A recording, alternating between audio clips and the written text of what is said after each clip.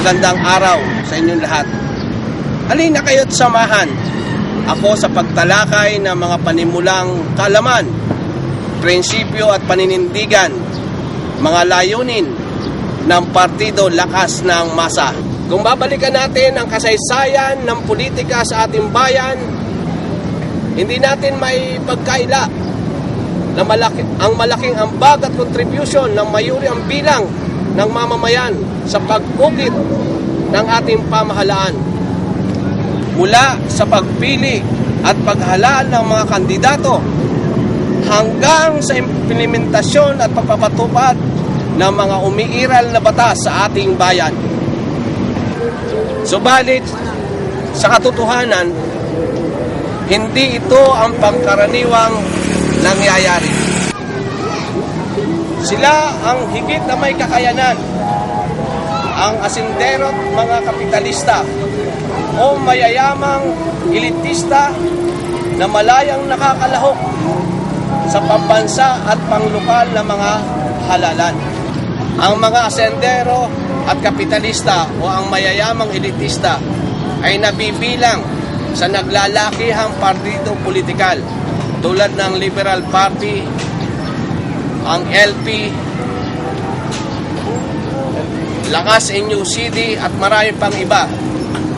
Sila ang may kayahang gumugol ng malaking halaga para makapagtayo ng political party upang pagsilbihin sa kanilang uri at mangampanya sa buong bansa hanggang sa mailuklok sa poder ng kapangyarihan na walang ginawa kundi maglumbid mga kapo.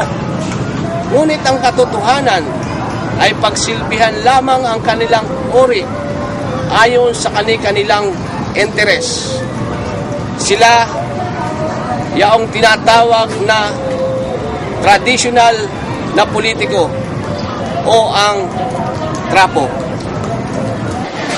Na alam naman nila na karamihan sa kanilang mga iniluklok o inihalal sa gobyerno o pamahalaan ay mga trapo o tradisyonal na politiko na hindi nagsusulong o nagsisilbi sa interes ng nakararaming mamamayan.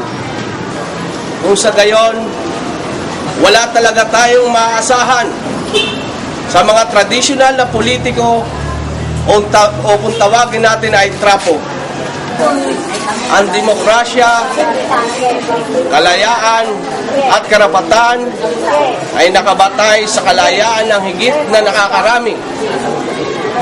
Ang makapamili ng mga lider na magsisilbi sa interes ng mayorya ng mamamayan. Ang kalayaan ay nakabatay sa pagiging panatag ng pamayanan sa paninirahan, sa kabuhayan at hanap buhay, maging sa pagpapatakbo ng lipunan upang maiangat ang kabuhayan hanggang sa dulo ng pag-unlad nito.